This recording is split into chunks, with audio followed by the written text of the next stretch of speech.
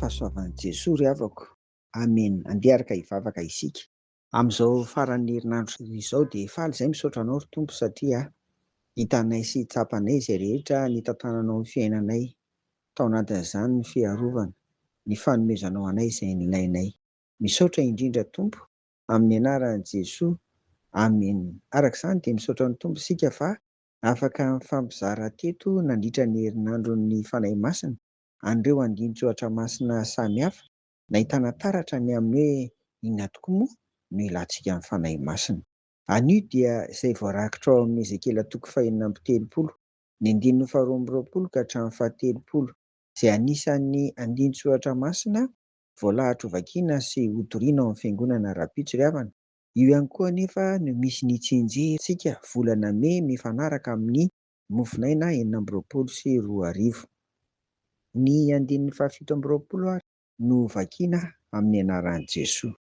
Ary ny fanahiko no ataoko ao anatinareo ka tonga anareo andeha araka ny lalako sy tandrina ny fitsipika ka anaraka azy. Amen. Ezekela toko 4:30 izay teo ny 17. Baby tany Babilôna nivoaka an'Andriamanitra, vokatry ny fahotany, ka anisan'izany ny fanompo-tsampy. Hita fa na dia nomena izany didy folo ry havana, nosoratana tamin'ny vato fisaka, dia tsy nasakana ny olona andeha hanao ny sitrapon'Andriamanitra izany, fa dia nifidy izy ny hanao ny sitrapon'ny tenany. Nisafidy izy ny hanao izay mahafalifaly ny fony arak'izay tiany fotsiny.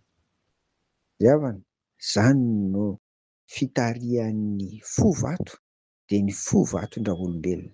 Tapa-kevitra ary Andriamanitra fa hanamasina indray ny anarany, izay nolotono izy ireo hamerina ny olona amin'ny lalana araka ny tian'Andriamanitra hitondrana azy, fa tsy baranahany, tsy baranahany amin'izao fiainana izao. Dia misy an'ireto telo reto nataon'Andriamanitra eto amin'ity andin-tsoatra masina ity. Voalohany, dioviny aloha ny fon'ny olona mba hiala avokoa ny loto, dia ireo fakofako-pahotana rehetra mba ho lasa ny loton'ny faharatsiana tamin'ny fiainany lasa rehetra. Faharoa, ny 20, esoriny ny fo vato iray manontolo ka soloany fonofo, izany hoe miala ny fo tsy handairan'ny tenin'Andriamanitra ka soloany fo mitondra fankatoavana sy fitiavana azy. Fahatelo, ny ilantsika amin'ny fanahy masina ary araka ny andin-tsoatra masina eto dia ny 17 amin'ity Ezekela toko 4:30 ity dia izao: ny fanahin'Andriamanitra, iny azo atao koa hoe fanahy masina, dia hitari-dalana antsika amin'izay atao isan'andro mba ho ny lalana voasoritr'Andriamanitra anaovana ny sitrapony no arahana, fa tsy ny lalana mandeha any amin'izay tian'ny olona, mandeha arak'izay sitrapony fotsiny ary araka izay tian'ny tenany. Eto ry havana dia mampatahotra mihitsy ny zavatra misy indrindra ny fiainantsika malagasy, fa toa tsy misy vidiny intsony ny aina, toa moramora dia hamonoana olona, moramora dia hahafatesana olona, tena efa tsy ao anatin'ny olona intsony ny fanahin'ny fahatahorana an'Andriamanitra.